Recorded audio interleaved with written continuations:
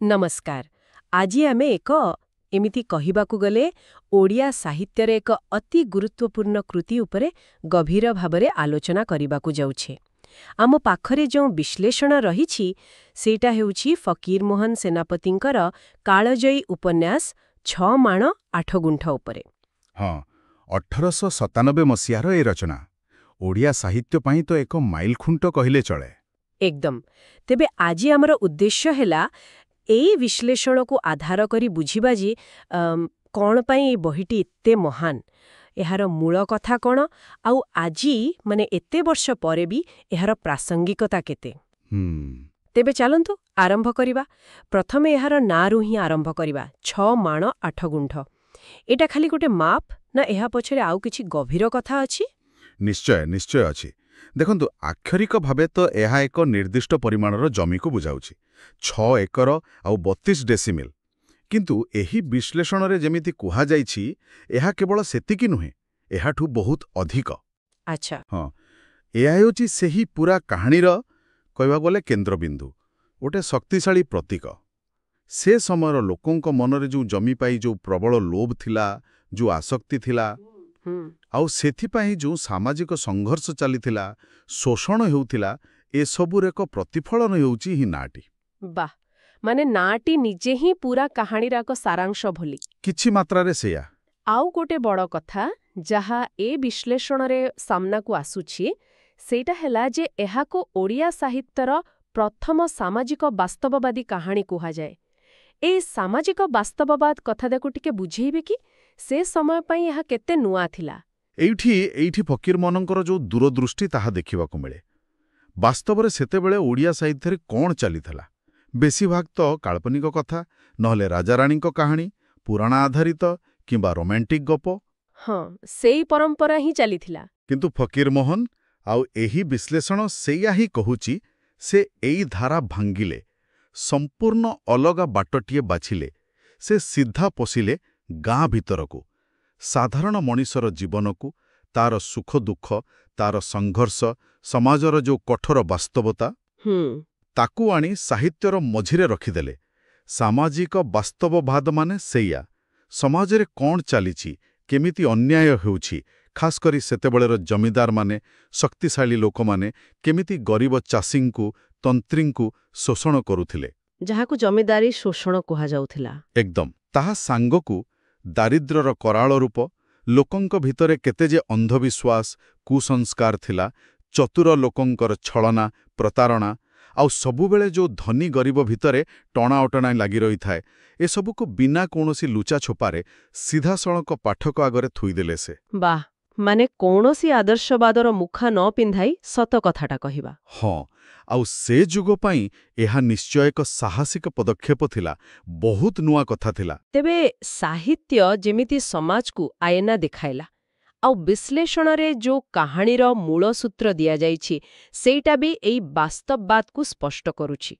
माने केमिति जने लोभी जमीदार ना तार रामचंद्र मंगराज, हाँ मंगराज, से केमिति निजर कुटिल बुद्धि खटे, एपरिकी आईन कानून को भी हाथ करी भगिया आउ सारिया बोली दुजण गरीब तंतींकर सेई जहा किछि जीविका थिला, तांकर सर्वस्व सेई 6 माण 8 गुंठ जमीखंड ताकू हड़प करिबा पाई केमिति जाल बिछौछि। आउ से बिचारा दंपतिंक अवस्था बहुत दयनीय। हाँ, कहानीर मेरुदले तो सेया। किंतु देखंतु खाली गोटे दुख भरा कहानी कहिबा फकीरमोहनक लक्ष्य नथिला। जों भली भावरे से कथाटाकू कहिछंती सेइठी तांकर असल करामती। आउ एही विश्लेषण रे सेई दिगटा उपरे बेस जोर दिया जाइछि। केमिति कोन से विशेषत्व? सबुठारु प्रमुख अस्त्र हेला तांकर व्यंग्य आउ विद्रूपर शैली। एइठी कथाटा आहुरी मजादार ही जाए, कारण समाजर जेते सबु गंभीर समस्या, शोषण हेउ, दुर्नीति हेउ, न्याय पाइबारे जो असुविधा, धर्म नारे जेते सबु भंडामी, ए सबुकू से हालुका हस मजा भितरे कटाक्ष माध्यमरे पदाकू आनिछंती। पाठक पढ़िला बेले हसिब भी, किंतु से हस भितरे जो कारुण्य लुचि रहिछि, समाज व्यवस्था प्रति जो तीक्ष्ण समालोचना रहिछि, सेटाकू भी अनुभव करि परिबा। ओहो, माने ए हसटा खाली हस नुहे, एहा पछरे गोटे गभीर चिंता अछि, कठोर सत्यकू कहिबार एक अलगा उपाय। एकदम। ଏକ ଅନନ୍ୟ କୌଶଳ। ବାସ୍ତବିକ। ଆଉ ଏହି ବ୍ୟଙ୍ଗକୁ ଆହୁରି ପ୍ରଭାବଶାଳୀ କରିବା ପାଇଁ ଭାଷା କିମ୍ବା ଚରିତ୍ର ଚିତ୍ରଣରେ ବି କିଛି ବିଶେଷତା ଥିଲା କି? ହଁ, ନିଶ୍ଚୟ ଥିଲା। ଆଉ ଗୋଟେ ବଡ଼ କଥା ହେଲା ଭାଷା। ଏହି ବିଶ୍ଳେଷଣରେ ବି ସେ କଥା କୁହାଯାଇଛି। ଫକୀରମୋହନ କ'ଣ କଲେ ନା, ସାଧାରଣ ଲୋକ ଯେଉଁ ଭାଷାରେ କଥାବାର୍ତ୍ତା କରନ୍ତି, ଗାଁ ଗହଳିର ଭାଷା। ହଁ, ଯାହାକୁ ଆମେ କଥିତ ଓଡ଼ିଆ ବା ଗାଁଳିଆ ଓଡ଼ିଆ କହୁ, ସେହି ଭାଷାକୁ ହିଁ ସେ ନିଜ ଲେଖାରେ ଆପଣାଇଲେ। ସେତେବେଳେ ଦେଖିବେ, ବେଶୀ ଲେଖକମାନେ ସଂସ୍କୃତ ଶବ୍ଦ ମିଶେଇ ବଡ଼ ବଡ଼ ଜଟିଳ ବାକ୍ୟରେ ଆଲଙ୍କାରିକ ଭାଷାରେ ଲେଖୁଥିଲେ। ହଁ, ଯାହା ସାଧାରଣ ଲୋକ ବୁଝିବା କଷ୍ଟ। ଲୋକଙ୍କର ଦରକାରୀ ଭାଷାରେ ଲେଖିଲେ। ଏଇଟା ଗୋଟେ ବୈପ୍ଳବିକ କାମ ଥିଲା ସେତେବେଳେ। କାରଣ ଏହା ଫଳରେ କ'ଣ ହେଲା, ସାହିତ୍ୟ ଆଉ କେବଳ ପଢ଼ୁଆ ବଡ଼ ଲୋକଙ୍କ ଭିତରେ ବନ୍ଦୀ ହୋଇ ରହିଲା ନାହିଁ। ସିଧା ସାଧାରଣ ଲୋକଙ୍କ ପାଖରେ ପହଞ୍ଚିଲା। ଏକଦମ। ତାଙ୍କୁ ଲାଗିଲା, ଅରେ ଏ ତ ଆମରି କଥା, ଆମରି ଭାଷାରେ କୁହାଯାଉଛି। ନିଶ୍ଚୟ। ଏହାର ପ୍ରଭାବ ବହୁତ ବେଶୀ ପଡ଼ିଥିବ ସେତେବେଳେ। ସାହିତ୍ୟ ଲୋକାଭିମୁଖୀ ହେଲା। ଆଉ ଚରିତ୍ରମାନଙ୍କ କଥା? ଏ ବିଶ୍ଳେଷଣର ସେମାନଙ୍କ ବିଷୟରେ କ'ଣ କହୁଛି? ସେମାନେ କେତେ ବାସ୍ତବ? ହଁ, ସେ ବାସ୍ତବବାଦୀ ଦୃଷ୍ଟିକୋଣଟା ଚରିତ୍ର ଚିତ୍ରଣରେ ବି ସ୍ପଷ୍ଟ। ଆଉ ବିଶ୍ଳେଷଣରେ ଏହାକୁ ବହୁତ ପ୍ରଶଂସା କରାଯାଇଛି। ଫକୀରମୋହନ ଯେଉଁ ଚରିତ୍ର ସବୁ ଗଢ଼ିଛନ୍ତି, ସେମାନେ ଖାଲି କାଗଜ କଲମର ଚରିତ୍ର ପରି ଲାଗନ୍ତି ନାହିଁ। ଲାଗିବ ଯେମିତି ହାଡ଼ ମାଂସର ଜୀବନ୍ତ ମଣିଷ। ଆଚ୍ଛା। ହଁ, ଧରନ୍ତୁ ସେଇ ଲୋଭୀ କିନ୍ତୁ ବାହାରକୁ ଧର୍ମପରାୟଣ ଦେଖାଉଥିବା ଜମିଦାର ରାମଚନ୍ଦ୍ର ମଙ୍ଗରାଜ, କିମ୍ବା ତାର ସେଇ କୁଟିଳ ବୁଦ୍ଧିବାଲୀ ସ୍ତ୍ରୀ ଚମ୍ପା, କିମ୍ବା ଆରପଟେ ସେଇ ନିରୀହ ସରଳିଆ ଶୋଷିତ ତନ୍ତୀ ଭୋଗିଆ ଆଉ ସାରିଆ। ପ୍ରତ୍ୟେକ ଚରିତ୍ରର କଥା କହିବା ଢଙ୍ଗ, ତାଙ୍କ ଚାଲିଚଳଣ, ବ୍ୟବହାର, ଏପରିକି ତାଙ୍କ ମନ ଭିତରେ କ'ଣ ଚାଲିଛି, କି ଦ୍ୱନ୍ଦ୍ୱ ଅଛି, ସବୁକିଛି ଏତେ ସ୍ୱାଭାବିକ, ଏତେ ବାସ୍ତବ ଯେ ପାଠକକୁ ଲାଗିବ ସେମାନେ ଆମ ଆଖପାଖର ମଣିଷ। ମାନେ ଚରିତ୍ରମାନଙ୍କର ମନସ୍ତତ୍ୱକୁ ବି ସେ ଦେଖାଇଛନ୍ତି। ନିଶ୍ଚୟ, ଖାଲି ବାହାରଟା ନୁହେଁ, ଭିତରଟାକୁ ବି। ଏପରିକି ସେ ସମୟର ଯେଉଁ ଆଇନ ବ୍ୟବସ୍ଥା ଥିଲା, ପୋଲିସ ଥିଲେ, କଚେରୀର ମୋହରିର ଥିଲେ, ସେମାନଙ୍କ ଭିତରେ ଯେଉଁ ଦୁର୍ନୀତି ଚାଲିଥିଲା, ସେହି ଚରିତ୍ରଗୁଡ଼ିକୁ ବି ସେ ବଡ଼ ନିଖୁଣ ଭାବେ ଆଙ୍କିଛନ୍ତି। ବାସ୍ତବରେ ଏସବୁ ମିଶିକି ହିଁ ଏହାକୁ ଏତେ ମହାନ କରିଛି। କିନ୍ତୁ ମୋ ମନରେ ଗୋଟେ ମୁଖ୍ୟ ପ୍ରଶ୍ନ ଆସୁଛି, ଆଉ ଆପଣଙ୍କ ବିଶ୍ଳେଷଣରେ ବି ଏହା ଉପରେ ଗୁରୁତ୍ୱ ଦିଆଯାଇଛି, ଯେ ଏହା ତ 100 ବର୍ଷରୁ ଅଧିକ ପୁରୁଣା କାହାଣୀ। ସେତେବେଳର ଓଡ଼ିଶା ଗାଁର କଥା। ଆଜିର ଦିନରେ ଏହା କେମିତି ପ୍ରାସଙ୍ଗିକ? ସମାଜ ତ ବହୁତ ବଦଳିଗଲାଣି, ଜମିଦାରୀ ପ୍ରଥା ବି ନାହିଁ। ତଥାପି କାହିଁକି ଆମେ ଆଜିନି 6 ମାଣ 8 ଗୁଣ୍ଠେ ପଢ଼ୁଛେ, ଆଲୋଚନା କରୁଛେ? ଏଇଟା ବହୁତ ଗୁରୁତ୍ୱପୂର୍ଣ୍ଣ ପ୍ରଶ୍ନ। ଆଉ ଏହି ବିଶ୍ଳେଷଣ ଏହାର ବହୁତ ଭଲ ଉତ୍ତର ଦେଇଛି। କାରଣଟା ହେଲା, ଫକୀରମୋହନ ଯେଉଁ ମୂଳ ମାନବୀୟ ଦୁର୍ବଳତା ଆଉ ସାମାଜିକ ସମସ୍ୟାଗୁଡ଼ିକୁ ଏଥିରେ ଧରିଛନ୍ତି, ସେଗୁଡ଼ାକ କେବେ ପୁରୁଣା ହୁଏନି। ସେଗୁଡ଼ାକ ଚିରନ୍ତନ। ଆଚ୍ଛା। ଯେମିତିକି ଦେଖନ୍ତୁ, ଜମି ପାଇଁ ଲୋଭ, ଧନ ପାଇଁ ଲାଳସା, କ୍ଷମତା ପାଇଲେ ତାର ଅପବ୍ୟବହାର କରିବା, ଶକ୍ତିଶାଳୀ ଲୋକ ଦୁର୍ବଳକୁ ଶୋଷଣ କରିବା, ଗରିବୀ, ସମାଜର ଅନ୍ୟାୟ, ନ୍ୟାୟ ପାଇବା ପାଇଁ ଲୋକଙ୍କର ସଂଘର୍ଷ, ମଣିଷର ଛଳନା, କପଟାଚାର, ସ୍ୱାର୍ଥପରତା। ଏସବୁ କ'ଣ ଆଜି ଆମ ସମାଜରୁ ପୂରାପୂରି ଚାଲିଯାଇଛି? ନା, ତା ତ ନୁହେଁ। ନା, ବରଂ କହିବାକୁ ଗଲେ ଶୋଷଣର ଉପାୟ ବଦଳି ଯାଇଛି। ଜମିଦାର ଜାଗାରେ ହୁଏତ ଆଉ କିଏ ନୂଆ ରୂପରେ ଶୋଷକ ସାଜିଛି, କିନ୍ତୁ ସେଇ ମୂଳ ସମସ୍ୟାଟା, ଧନୀ ଗରିବ ଭେଦଭାବ, ଦୁର୍ବଳ ଉପରେ ଅତ୍ୟାଚାର, ସେସବୁ ଆଜି ବି ଅଛି। ଆଜି ବି ଆଇନକୁ ଅସ୍ତ୍ର କରି ଲୋକଙ୍କୁ ହଇରାଣ କରାଯାଉଛି। ସତ କଥା। ତେଣୁ 6 ମାଣ 8 ଗୁଣ୍ଠ ଖାଲି ସେଇ 19ବିଂଶ ଶତାବ୍ଦୀରେ ଓଡ଼ିଶା ଗାଁର କାହାଣୀ ହୋଇ ରହିଯାଇନି। ଏହା ମଣିଷର ସବୁଦିନିଆ ଲୋଭ, କ୍ଷମତାର ଖେଳ, ଅନ୍ୟାୟ ଆଉ ଅସହାୟତାର ଏକ ଚିରନ୍ତନ କାହାଣୀ ପାଲଟି ଯାଇଛି। ଏହାର ଆବେଦନ ସବୁ ସମୟ ପାଇଁ, ସବୁ ସମାଜ ପାଇଁ। ବହୁତ ବଡ଼ କଥା। ମାନେ ପରିସ୍ଥିତି ବଦଳିପାରେ, କିନ୍ତୁ ମଣିଷର ଭିତରର କିଛି କଥା ଆଉ ସମାଜର କିଛି ମୂଳ ଦ୍ୱନ୍ଦ୍ୱ ସହଜରେ ଯାଏ ନାହିଁ। ଏହାକୁ ଯଦି ଆମେ ଆଉ ଟିକେ ବଡ଼ ପରିପ୍ରେକ୍ଷୀରେ ଦେଖିବା, ମାନେ ଭାରତୀୟ ସାହିତ୍ୟ ଭିତରେ, ତେବେ ଏହାର ସ୍ଥାନ କେଉଁଠି? ହଁ, ସେଇ ଦୃଷ୍ଟିରୁ ଦେଖିଲେ ଅନେକ ସମାଲୋଚକ ଅଛନ୍ତି। ଆଉ ଏହି ବିଶ୍ଳେଷଣରେ ମଧ୍ୟ ସେ କଥା କୁହାଯାଇଛି ଯେ ଏହାକୁ କେବଳ ଓଡ଼ିଶାର ନୁହେଁ, ବରଂ ସମଗ୍ର ଭାରତର ପ୍ରଥମ ବାସ୍ତବବାଦୀ ଉପନ୍ୟାସ କୁହାଯାଇପାରେ, ଯାହାର କେନ୍ଦ୍ରରେ ଅଛନ୍ତି କୃଷକ ବା ଗ୍ରାମୀଣ କାରିଗର। ଓହୋ, ସମଗ୍ର ଭାରତର। ହଁ, କାରଣ ସେତେବେଳେ ଭାବନ୍ତୁ, ଅଧିକାଂଶ ଭାରତୀୟ ଭାଷାରେ ସାହିତ୍ୟ କାହାକୁ ନେଇ ଲେଖାଉଥିଲା? ରାଜା, ମହାରାଜା, ଜମିଦାର, ନହେଲେ ସହରରେ ରହୁଥିବା ମଧ୍ୟବିତ୍ତ ଶିକ୍ଷିତ ଲୋକ। କିନ୍ତୁ ଫକୀରମୋହନ ସାହସ କଲେ। ସେ ସିଧା ଗଲେ ସମାଜର ସବୁଠୁ ତଳେ ପଡ଼ି ରହିଥିବା ଲୋକଙ୍କ ପାଖକୁ, ଯେଉଁମାନେ ନିଷ୍ପେଷିତ, ଯେଉଁମାନଙ୍କ କଥା କେହି ଶୁଣୁନଥିଲେ। ସେ ଚାଷୀ, ତନ୍ତୀ। ହଁ, ସେଇ ଚାଷୀ, ତନ୍ତୀ, ମୂଲିଆ, ସେମାନଙ୍କର ଦୁଃଖ ଦୁର୍ଦ୍ଦଶା, ସେମାନଙ୍କ ଜୀବନକୁ ସେ ନିଜ ଲେଖାର ମୁଖ୍ୟ ବିଷୟ କଲେ। କହିବାକୁ ଗଲେ ଏ ବହିଟା ସେଇ ମୂକ, ନିରୀହ, ଦରିଦ୍ର ନାରାୟଣଙ୍କର ସ୍ୱର ପାଲଟିଗଲା।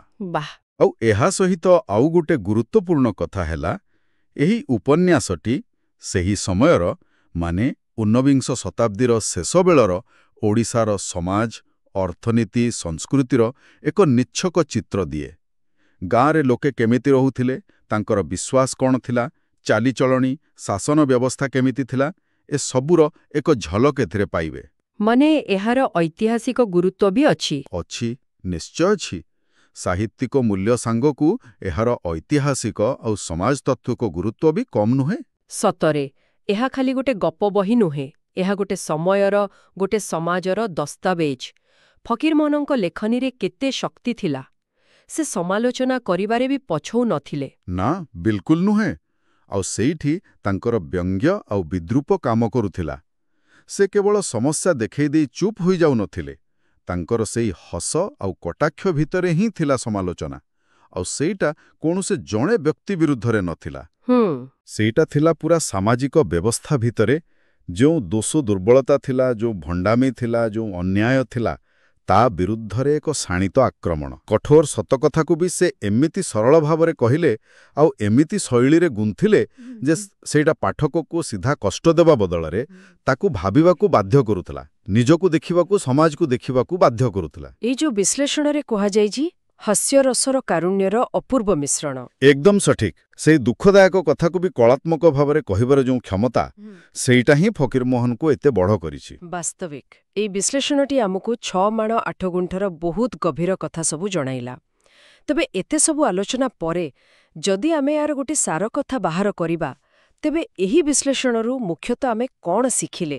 ଏହି ମହାନ କୃତିର ସବୁଠୁ ବଡ଼ ଅବଦାନ ବା ପ୍ରଭାବ କ'ଣ? ଦେଖନ୍ତୁ, ମୂଳ କଥା ହେଲା, ଆଉ ଏହି ବିଶ୍ଳେଷଣ ବି ସେହି ସିଦ୍ଧାନ୍ତରେ ପହଞ୍ଚିଛି ଯେ 6 ମାଣ 8 ଗୁଣ୍ଠ କେବଳ ଗୋଟିଏ ସାହିତ୍ୟିକ ସୃଷ୍ଟି ନୁହେଁ। ଏହା ସେହି ଊନବିଂଶ ଶତାବ୍ଦୀ ଓଡ଼ିଶାର ଗାଁ ଗହଳିର ଜୀବନ ଆଉ ସମାଜର ଏକ ଜୀବନ୍ତ ଚିତ୍ର, ଏକ ସାମାଜିକ ଦଲିଲ। ଏହା ଓଡ଼ିଆ ସାହିତ୍ୟରେ ସାମାଜିକ ବାସ୍ତବବାଦ ପାଇଁ ବାଟ ଫିଟାଇଥିଲା, ମୂଳଦୁଆ ପକାଇଥିଲା। ଫକୀରମୋହନଙ୍କର ସେ ଅଦ୍ଭୁତ ବ୍ୟଙ୍ଗ ଶୈଳୀ, ସାଧାରଣ ଲୋକଙ୍କ ଭାଷାର ଏତେ ସୁନ୍ଦର ବ୍ୟବହାର, ଜୀବନ୍ତ ଚରିତ୍ର ସୃଷ୍ଟି କରିବାର କ୍ଷମତା, ଆଉ ସବୁଠୁ ବଡ଼ କଥା, ତାଙ୍କ ଭିତରେ ଯେଉଁ ଗଭୀର ମାନବିକତା ବୋଧ ଥିଲା, ସେଇଟା ଏହାକୁ କାଳଜୟୀ କରିଛି। ସତ। ଏହା ସେତେବେଳର ସାମାଜିକ ଅନ୍ୟାୟ, ଶୋଷଣ, ଅସମାନତା, ମଣିଷ ମନର ଦୁର୍ବଳତାକୁ ଖୋଲାଖୋଲି ସାମ୍ନାକୁ ଆଣିଲା। ଆଉ ଯେମିତି ଆମେ କଥା ହେଉଥିଲେ, ଏଥିରେ ଯେଉଁ ମାନବିକ ସମସ୍ୟା ଆଉ ସଂଘର୍ଷ ଦେଖାଯାଇଛି, ତାର ପ୍ରାସଙ୍ଗିକତା ଆଜି ବି ସେମିତି ଅଛି। ତେଣୁ ଏହା କେବଳ ଓଡ଼ିଆ ସାହିତ୍ୟ ପାଇଁ ନୁହେଁ, ପୁରା ଭାରତୀୟ ସାହିତ୍ୟ ପାଇଁ ଏକ ଗର୍ବ ଓ ଗୌରବ, ଏକ ଅମୂଲ୍ୟ ରତ୍ନ। ଅତି ସୁନ୍ଦର ଭାବରେ ଆପଣ ଏହି କୃତିର ଗଭୀରତା ଆଉ ମହତ୍ତ୍ୱକୁ ସ୍ପଷ୍ଟ କଲେ। ଏହି ବିଶ୍ଳେଷଣ ନିଶ୍ଚୟ ଆମକୁ ଫକୀରମୋହନଙ୍କର ପ୍ରତିଭା ଆଉ 6 ମାଣ 8 ଗୁଣ୍ଠର ଯେଉଁ ସ୍ଥାୟୀ ମୂଲ୍ୟ ରହିଛି, ତାକୁ ଏକ ନୂଆ ଦୃଷ୍ଟିରେ ଦେଖିବାକୁ ସାହାଯ୍ୟ କଲା।